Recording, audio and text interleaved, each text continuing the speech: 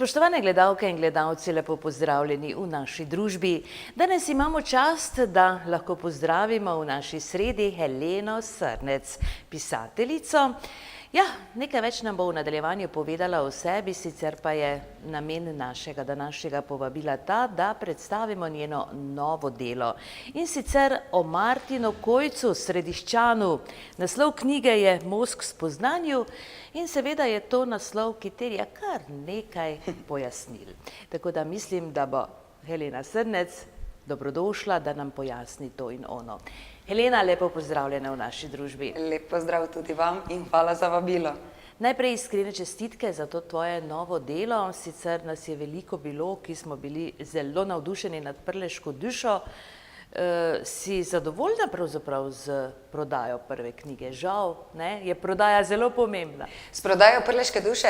Ja, seveda sem zadovoljna. Ostalo mi je dejansko še samo nekaj izvodov knjig, drugače pa za distribucijo poskrbela tudi založba Primus. Aha. Je bil tudi kakšen ponatis? Ja, donatisnili smo, seveda. Ja. Zdaj skupna naklada se giblje 650 izvodov v bistvu. Ja. No, tista knjiga je res nekaj, pravzaprav bogatstvo, lahko rečemo, neke naše literarne dediščine, vseh pravzaprav ljudi, ki so se lotevali na takšen ali drugačen način in pisanja in tudi drugih znanstvenih in podobnih del. Sicer pa je namen, da danes torej predstaviš svojo novo knjigo. Za uvod pa seveda, kdo je bil Martin Kojc? Mislim, da smo šele sedaj nekoliko več slišali o njem, ko torej pripravljaš simpozij in določene prireditve. Ja, res je. Za Martina Kojca je dejansko obudil zanimanje bivši predsednik države Janez Drnovšek, ko je javno tudi priznal, da ima zdravstvene težave in je na nek način iskal tudi izhodišča za boljše življenje oziroma kako bi se lahko pozdravil. Potem je seveda naletel na Martina Kojca in dejansko tudi po njegovih naukih in filozofskih etičnih načelih, ki jih Martin Kojc tudi rad izpostavlja, začel pisati tudi na podobno tematiko tudi sam. Martin Kojc je Središčan, tudi to je verjetno bilo na nek način tvoj moto, da si ga raziskala, njegovo delo in življenje. Ja, v bistvu z Martinom Kojcem sem se na nek način spoznala oziroma srečala v času pisanja Prleške duše, kot ste prej omenili, ko sem raziskovala kulturno dediščino naših krajev. Ja, pa ni bil samo Središčan, še najbolj zanimivo je, da smo rojena skoraj, oziroma da sva odraščala skoraj na istih koordinatah, ker se je Martin Kojc rodil tam, kot je nekoč bila stara pošta v Središču, to pa je zraven bloka. Leta? 1901 se je rodil, ja, živel pa je do leta 1978, tako da dejansko letos slavimo tudi 40. obletnico njegove smrti in zaradi tega je tudi na nek način prišlo zdaj do tega simpozija in pa tudi do biografije o Martinu Kojcu.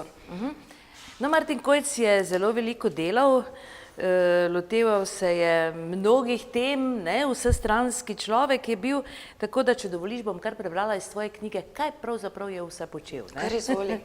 Martin Kojc je učitelj resnice, vodnik, vzgojnik, prebojeni človek, praktični psiholog, potnik skozi čas, iskalec smisla, začetnik duhovne revolucije, modroslovec, čudotvorec, svetovalec razbolelih duš, reformator, idealistični filozof, globok in praktičen mislec, pisec meditacijskih knjig, zdravstveni pedagog, profesor esperanta, ljubitelj živali in tudi vinogradnik.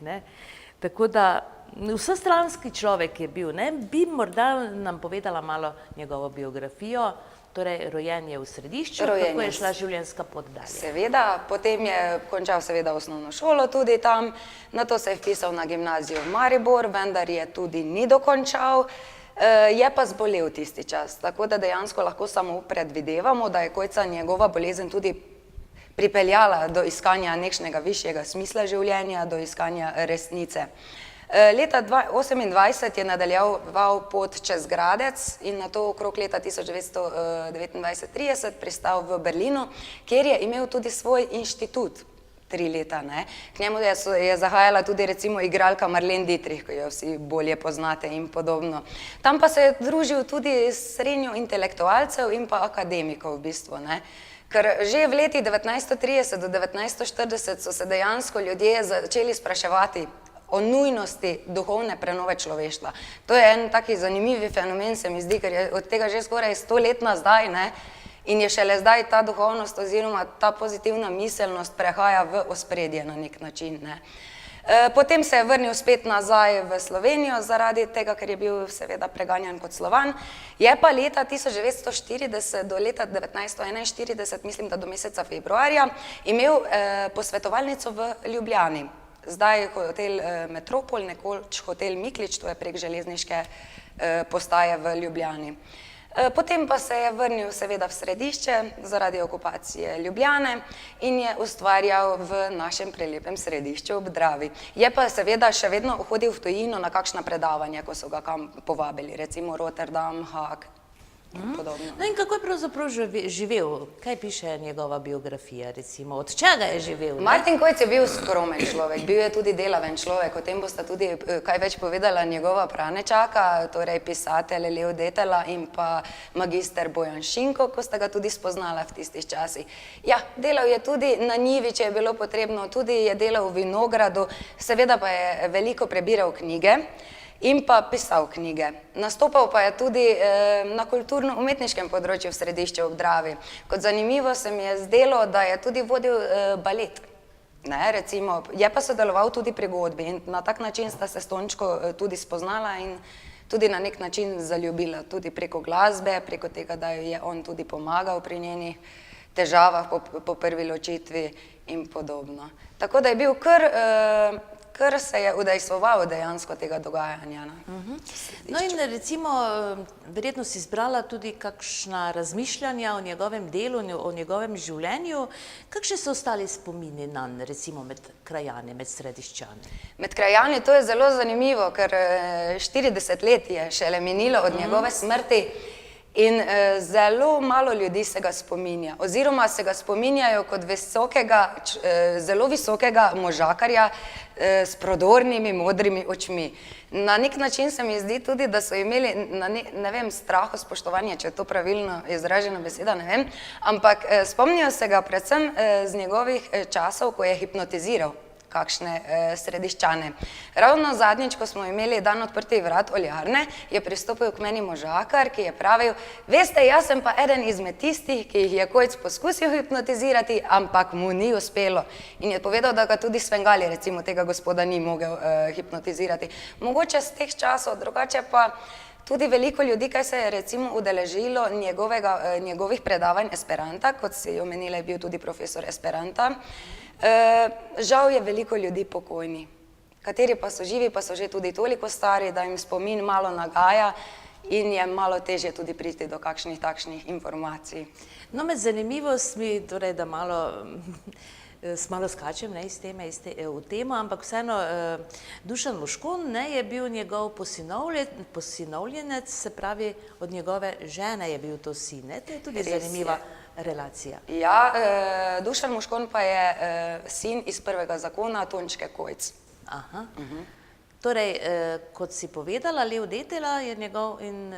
Pranečak, tako je, in gospod magister Bojan Šinko. Aha, no. Nekako so ostale korenine, ne? Res je, saj ta duhovna vedno spoznanje oziroma resnica, kakokoli pač omenimo, saj dosti lažje je, če imaš nekoga takšnega vodnika oziroma smernika v svoji družini. Potem pa saj sta živela, odraščala sta skozi njegova spoznanja, skozi njegova vedenja.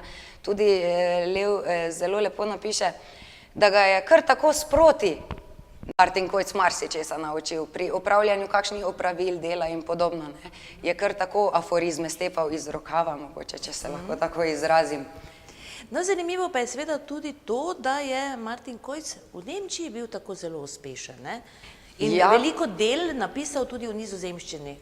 Martin Kojc je pisal v nemškem jeziku, njegova dela je predvsem predvajala njegova žena Tončka Kojc, v slovenščino. Tako je seveda tudi Fran Bradač na začetku preko umetniške propagande, ko je leta 1935 išel učbenik življenja, hkrati v slovenskem, nizozemskem in pa nemškem jeziku.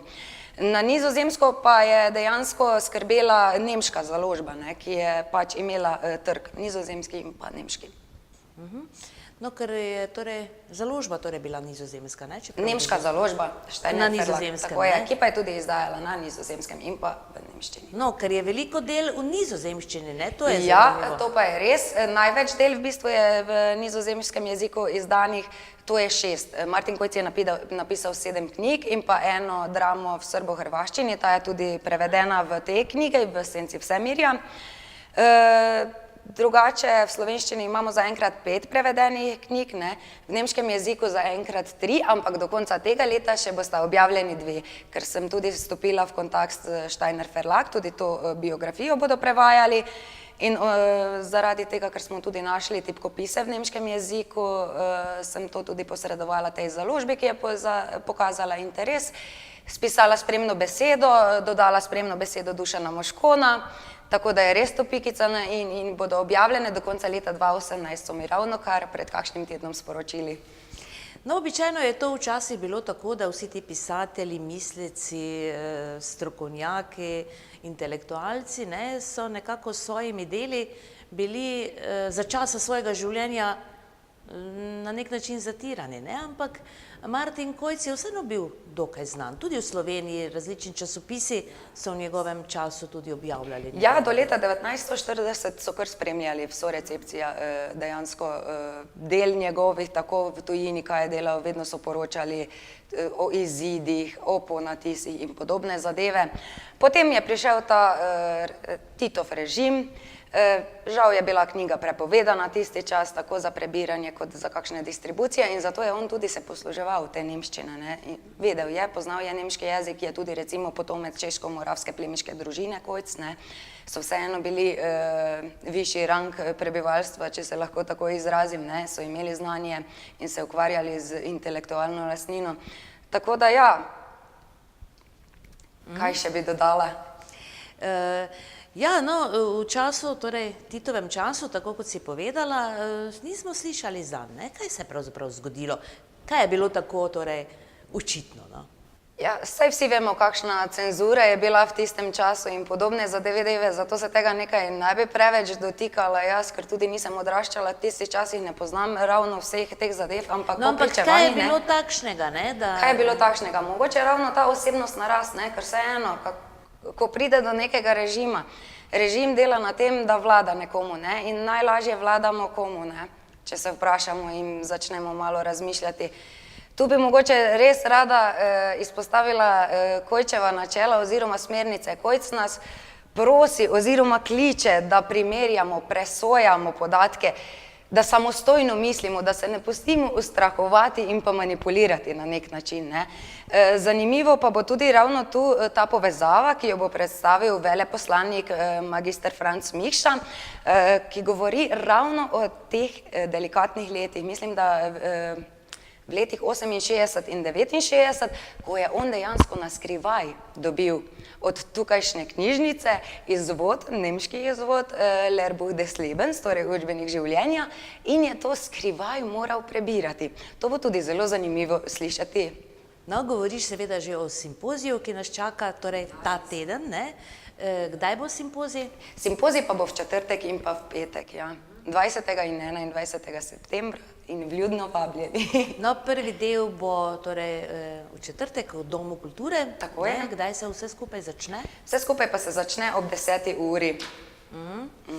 In potem v petek nadaljevanje v Grajski dvorani oziroma v Beli dvorani Grajske pristave, ne? Tako je. No, predstavi nam predavatelje, ne? To je tudi zanimivo. Ja, predavatelji so me iskreno presenetili, saj sem še zdaj na nek način vznemirjena in vzhičena glede odziva, ne, ko smo pošiljali za te referate tudi vabila, ne. Častni gost oziroma predsednik častnega odbora bo gospod dr. Janek Musek, ki je predstojnik oddelka za psihologijo Filozofske fakultete v Ljubljani. Potem, mogoče če povem še naslov predavanja, ker so zelo zanimive tematike. Martin Kojc, duhovni izvori in samoniklost.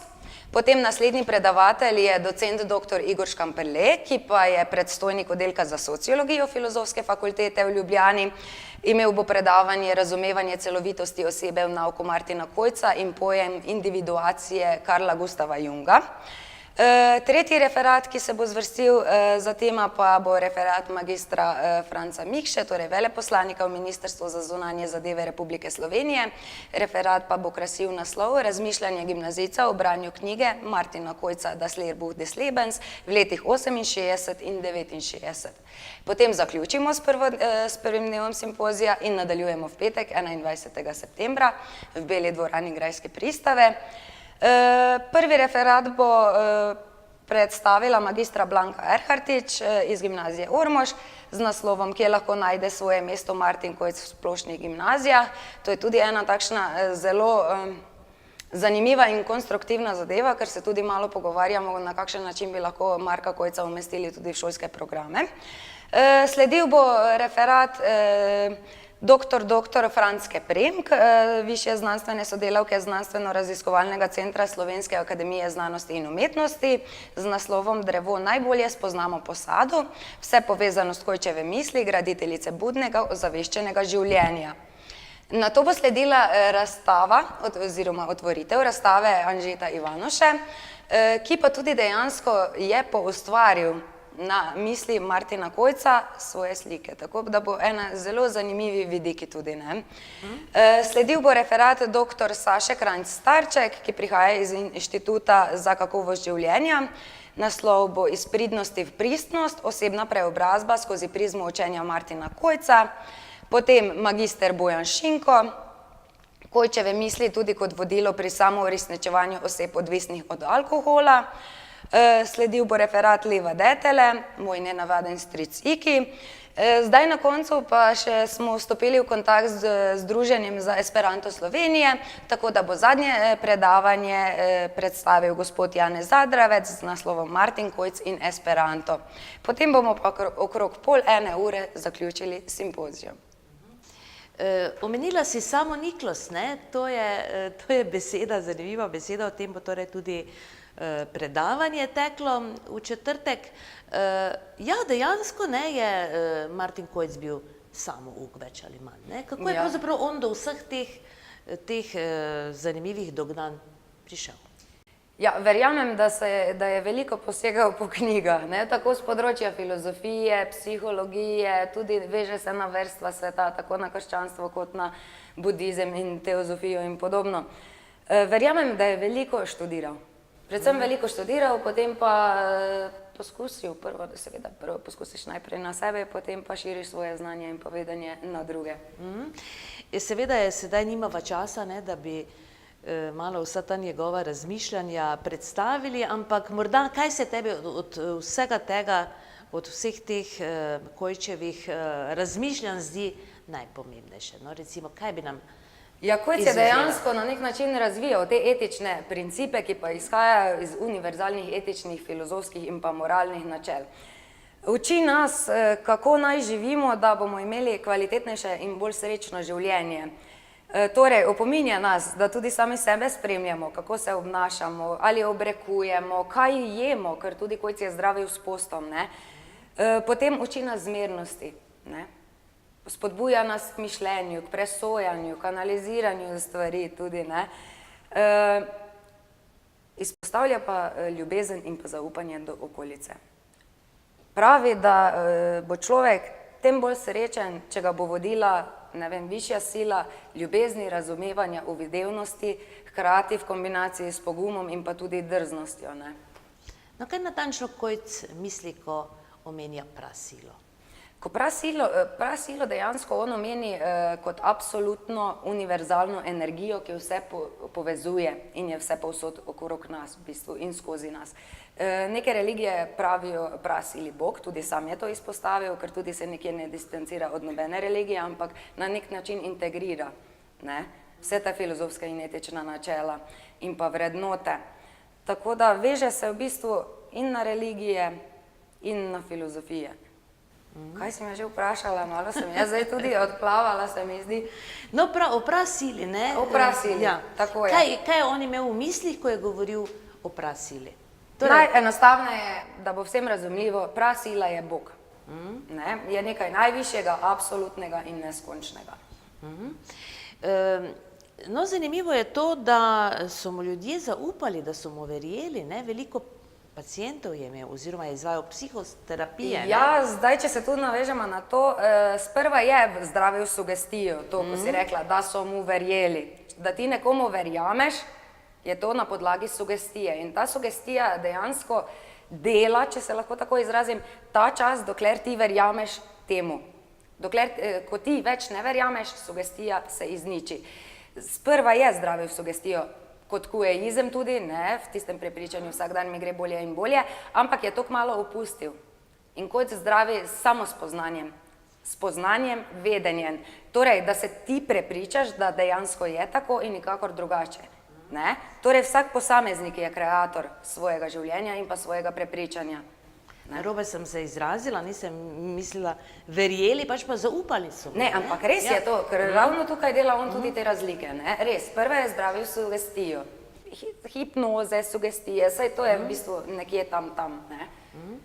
Ampak potem pa smo prišli do tega, da moraš pozdraviti sam sebe, svojim prepričanjem, samo avtosugestijo se lahko mogoče tako izrazimo. Ne? Ker tudi vse afirmacije in vse, dokler ti tega ne ponotraniš, ne, ozavesiš, je vse brez veze, brezpredmetno v bistvu. Ne? Kaj pa se ti prepričaš in kaj verjameš, to pa je potem tvoje prepričanje, ki kreira tvoje življenje. Ker kojce tudi pravijo, ne? Vse materialno je le odsev duhovnega sveta. To so zelo močne misli, ne? S katerimi se je treba kar nekaj časa ukvarjati dejansko, da lahko sam sebi dejansko razložiš, ker samo moraš razumeti, če želiš to živeti. No, zanimivo je to, ko si tudi mimogrede že povedala, da je zdravil s postom, ne, oziroma njegova terapija je bila na nek način, ne, da je svetoval oziroma naročil post. Ne. Res je, zdravil je s postom, pri kakšnih težjih boleznih recimo je post trajal od kakšnega tedna do 14 dni, torej post na vodi. Ne. Drugače pa se je Martin Kojc tudi enkrat tedensko postil preventivno, če se lahko tako izrazimo. Ne. Mislim, da je bil dan petek. No, ti si to na nek način posvojila tudi, ne? Ja, vsekakor. Ti dobro dene. Na nek način je Martin Kojc potrdil in tako moje razmišljanja, kot vse te vidike, odgovore na vprašanja, kdo smo, kam gremo in podobno, s tem se jaz že tudi ukvarjam iz svoje mladosti, bi lahko rekla. Ko pa sem naletela na to njegovo literaturo in na vse te njegove publikacije, pa sem dobila tudi sama na nek način potrditev, da je treba, da ne smemo iskati krivcev zunaj nas, vse je v nas samih, v nas je tista moč, v nas je vrelec vsega. In kot je že omenil dr. Anton Trstenjak, to mi je ena takšna krasna misel, vsak človek je sam sebi vodnik, tolažnik in zdravnik. Ne? To pa je vse v spoznanju duhovnih zakonov, ne? Duhovnih spoznanjih resnice v bistvu. No, po domače rečemo vse v glavi, ne? Martin Kojc je rekel vse v mislih naših. Ne? V mislih in v srcu skoraj, ker dejansko je ravno tu zanimivost pri Kojcu, da mi moramo utišati svoj in razumsko razmišljanje in se posvetiti bolj duhovnim sferam. Duhovne sfere pa so na nek način dom našim vrednotam. Naše vrednote pa so tiste, ki kreirajo naše življenje. Ne? No, da ne govorimo o tem, ne, kako se dobro z dobrim vrne, ne. Veliko takšnih in podobnih torej, razmišljanj ima Martin Kojc. Zelo zanimivo. Težko je pravzaprav tako z besedami to, ne, je že fajn, da človek prebere. Ja, res je. Ne. Tukaj mogoče bi rada izpostavila še ta zakon vzroka in posledice, o katerem govori Martin Kojc. Ne. Tudi nekateri govorijo o karmi in podobno. Ne. Torej, če delamo dobro, se nam bo dogajalo dobro. Če delamo slabo, kaj lahko pričakujemo? Nič drugega kot slabo. Ne. Saj sami tako kreiramo. Ne. Ja, zelo zanimivo. Seveda nas zanima tudi, kako dolgo si pisala to knjigo, ne? 2 leti se mi zdi. Ja, knjiga je nastajala vsega skupaj zdaj že 3 leta v bistvu, ker vsako stvar, v katero delam, se želim dejansko poglobiti, pa jo tudi preizkusiti na nek način. Ja, tako da 3 leta vsega skupaj z vsemi No, piši nam, recimo, kako eno takšno raziskovalno delo pri tebi nastaja? Kako nastaja? Najprej v srcu, potem pa se počasi začne prelivati na papir. Ne? Potem pa se začne raziskovanje po raznih arhivih, muzejih, sodelovanje s tujino, na pač kaj naletiš, tistemu slediš in vse skupaj se zlaga kot nekšen mozaik večji. Ne? In potem seveda zapišeš, raziskuješ, gledaš, no, trkaš na različna vrata, Kako je bilo? Kako so se ta vrata odpirala? Ja, vesela sem, da je kar nekaj gradiva ohranjenega bilo v domačem arhivu, potem hvaležna sem založbi Steiner Verlag v Nemčiji, ki mi je dala, posredovala vse članke v nemškem tisku za tistega časa pred drugo svetovno vojno, ker kakorkoli je tudi tista stavba, kjer je Martin Kojc imel nekoč posvetovalnico, je bila v času vojne porušena in je na novo zgrajena. Tako da ja, hvaležna sem za vsa vrata, ki so mi jih odprli in mi prijazno odstopili te tipkopise in podobne zadeve, da sem lahko nekaj sestavila. Potem pa pokrajinski arhiv na Ptuju, ja, tako je, na Ptuju, pa poizvedbe preko vseh digitalnih in drugih informacijskih oblik. Zanimivo je, oziroma zanimivo res je, ne? To vse skupaj veliko stane, ne? Poti, veliko poti je, veliko, recimo na kakšen način se financira to vse skupaj? Ja, vse to dejansko, nastanek knjige je moj lasten vložek, če se lahko tako izrazim. Pri izdaji knjige pa so mi nasproti pristopili tudi donatorji. Ker brez njih pa enostavno res ne gre, ja. Ker vseeno to je velik projekt, ta knjiga je že velik projekt, zdaj pa še dvodnevni simpozij in je kar zalogaj. So donatorji domačini ali kdo? Ja, tudi domačini seveda, občina Ormož, občina Središče, potem Jakelj iz Središča, Fiposor iz Ormoža, Kupčič iz Ormoža. Kot največja sponzorja, pa jih zdaj nazadnje povem, ne, pa je ustanova doktora Antona Trstenjaka in pa Urad za zamejce in Slovence po svetu Republike Slovenije. Torej vsi tisti, ki vedo, ne, ceniti tvoje delo. Ja, res je. No, kaj pa sicer počneš, Helena? Razen da pišeš in se ukvarjaš z raziskovanjem. Ja, trenutno sem zaposlena na gimnaziji Ormož kot knjižničarka in pa vodja razvojnega projekta Objem, gre za dvig bralne pismenosti med dijaki. Tako da kar nekaj dela imam in službo in s pisanjem knjig zdaj, ja. No, mimogrede si dejala tudi, da na nek način sedaj imate nek projekt, ne, v zvezi z Martinom Kojcem.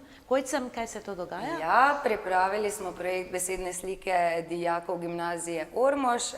Dejansko dijaki poustvarjajo na misli Martina Kojca. Tako da smo začeli tudi medpredmetno, smo se povezali, ne, tako da nastajajo razne umetnine pri slovenščini, pri multimediji in pa pri likovni vzgoji. Vse skozi pa seveda v povezovanju s šolsko knjižnico. No, za konec pa še, zakaj naslov Martin Kojc?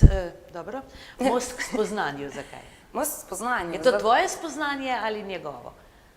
To je spoznanje vsakega posameznika, ko dejansko naštudira Martina Kojca, če se lahko tako izrazim. Edino vodilo, ki ga je Martin Kojc ne vodil, vodilo, kateremu je sledil, je bila resnica. Resnica pa je ravno v tem spoznanju duhovnih zakonov življenja. Tudi aforizme je pisal, to sva pozabili. To sva pa pozabili. No, morda imaš kakšnega, ga veš na pamet, seveda. Ja, zdaj glede teh aforizmov, ta knjiga je recimo objavljena zaenkrat, žal samo v nizozemskem jeziku. V domačem arhivu sem našla samo 3-4 liste dejansko s temi aforizmi, ne. Ti so tudi recimo objavljeni v knjigi. Kateri aforizmi pa so meni pri njemu všeč, ne vem, meni je ful blizu, če se lahko tako izrazim. Umetnik življenja je tisti, ki ohrani v vsakem življenjskem položaju svoje ravnovesje. Recimo eden takšnih, ne. Potem veliko aforizmov je posvetil tudi pomembnosti smeha, vedrega smehljaja in podobno, ne. Ja, tudi, ne, omenja, da smeh je zdravilo. Res je. To seveda je. Helena, hvala lepa še enkrat torej za čas, ki si ga odmerila, kljub temu, da imaš seveda veliko dela s pripravo simpozija. Žal je čas prekratek, da bi povedali več, ne, ampak torej vabimo gledalke in gledalci, da se udeležijo simpozija v četrtek, torej v Domu kulture, in v petek v Beli dvorani Grajske pristave. Helena, samo eno vprašanje še, no? Kaj pa pripravljaš v nadaljevanju? Gotovo že imaš v mislih nov projekt? Ja, v bistvu jaz imam projektov zamišljenih že vsaj za 20 let svojega življenja, če tako pogledamo. Ja, naslednji projekt bo vsekakor eden izmed, zdaj še ne bom Mislim, ker tudi sama ne vem, jaz se prepustim intuiciji in navdihu, ker pisanje knjig more voditi neki navdih, da se tega lotiš in v tem vztrajaš, ker nimaš česa pokazati, kakšne 2-3 leta recimo, ne. Tako da ja, če se vrnem k tematiki, ki bo krasila naslednje knjige, dr. Karel Oswald, Anton Kosi, Stanko Janežič, recimo Dušan Moškon. Mislim, imamo ogromno kulturnega kapitala in verjamem, da je trebno marsikaj pri nas še urediti na tem področju. Tudi recimo sakralna dediščina. Rabimo neke temelje, s katerim lahko tudi gojimo in kulturo in zraven tudi turizem. Helena, veliko dela boš še imela. Ja, Upam, da te tudi primerno financirajo, ne? Ja, to pa zdaj ni vse v mojih rokah, ne, tako da upam tudi sama. Ja, mimogrede, viš, nikakor ne gre, ne, slovo. Z doktorom Karlom Oswaldom, ne, je prijateljeval tudi Martin Kojs. Ja, Kar veliko sodelovalo, ne? Doktor Karel Oswald je tudi pisec prve spremne besede učbenika življenja. Tako, naj bo to za konec. Hvala lepa. Hvala tudi vam in lep pozdrav, pa se vidimo na simpoziju. Tako, spoštovane gledalke in gledalci, če boste le imeli čas, vzamite to knjigo v roke, Martin Kojs, Most k spoznanju, ali pa morda v knjižnici poiščite Kojčev učbenik življenja. Vsem bo prav prišel. Sicer pa bodite z nami tudi prihodnji teden, ko pa bo naš gost Bogomir Luci. Ja, politika, ne? Tudi to je zanimivo. Srečno do takrat.